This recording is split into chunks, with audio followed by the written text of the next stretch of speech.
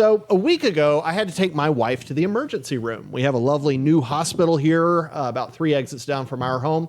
She was having extreme back pain. She's essentially missing a disc. So she has 2 vertebrae that basically do that when she moves. And it is unbelievably painful. So we had to take her to the emergency room. We got there at 1 a.m. And I just want to share with you what healthcare is like in America now, thanks to big government, big insurance, and big medicine. We got in the ER and we shuffled in. She could barely walk. She was crying. She's unbelievably tough. So for her to cry is something else. She was crying. We got her checked in. As I was finishing the check-in paperwork, I heard a scream from the front door. I looked over and there was a lady on the ground writhing in pain and a man standing over her. At first, I thought that the man was attacking her, that there was some sort of a domestic going on. In fact, there wasn't. I looked around, nobody else was doing anything. Seemingly, the staff at the hospital wasn't doing anything. I looked behind the desk there. I didn't see the folks there coming around to help. So I ran over and tried to see what was going on. Turns out she was pregnant. She was going into labor, it looked like.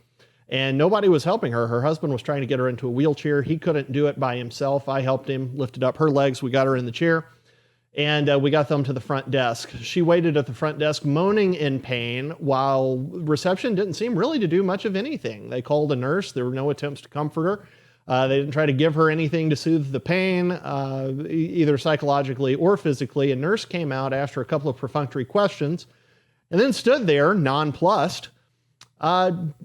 I don't think she was trying to decide what to do. I don't know what she was waiting for. But the woman sat there moaning in pain, 41 weeks pregnant. She was overdue.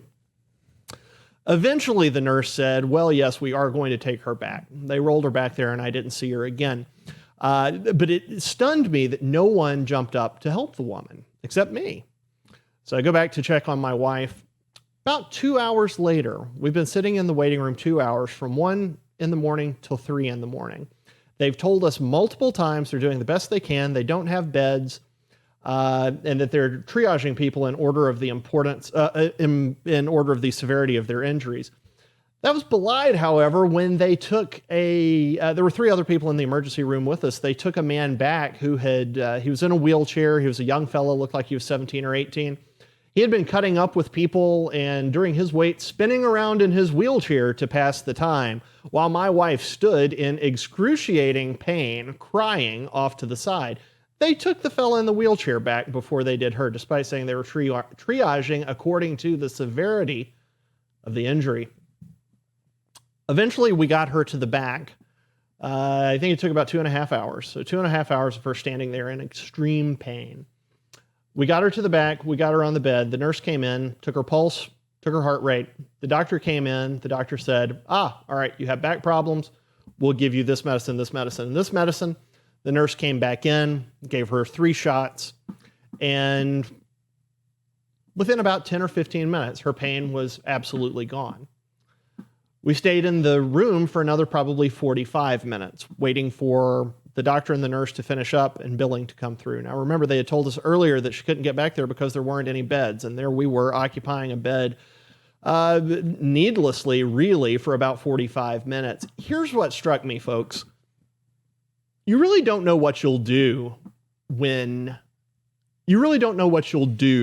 until you're in the situation where your mate is in excruciating pain and you can't get anyone to help them. I tried bribing people.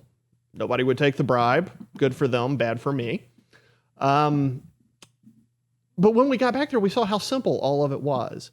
If big government weren't involved, if HIPAA weren't an enormous issue, if hospitals weren't terrified of being sued, and if tort reform would be pursued, this would have been so simple.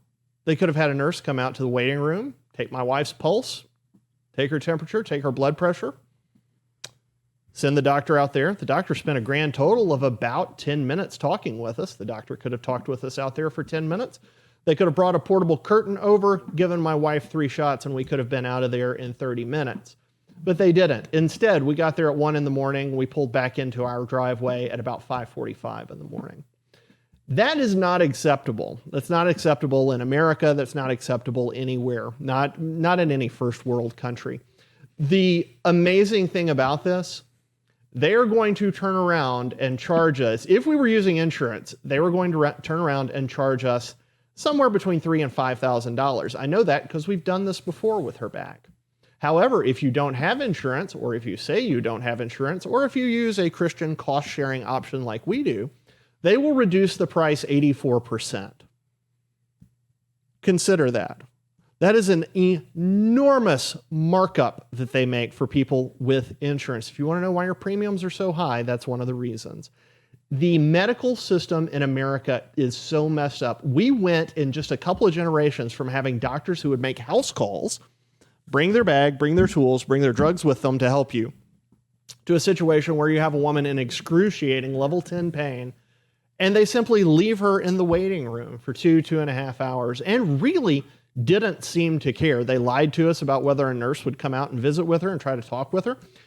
When I went to the receptionist and told them she was feeling lightheaded, like she was going to pass out, that didn't do anything. They said they would update the staff in the back.